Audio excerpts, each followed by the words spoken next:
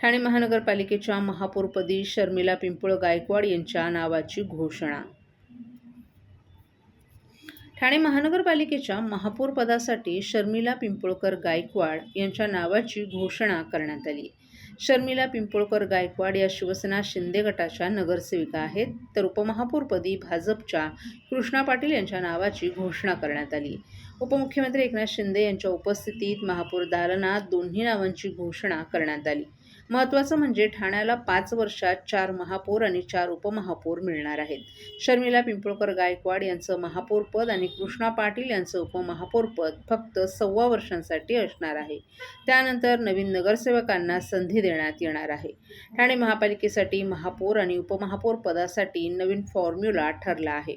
1.25 वर्ष महापौरपद आणि उपमहापौरपद असणार आहे. त्यामुळे पुढील 5 वर्षात ठाणेकरांना 4 महापौर आणि 4 उपमहापौर मिळणार आहेत.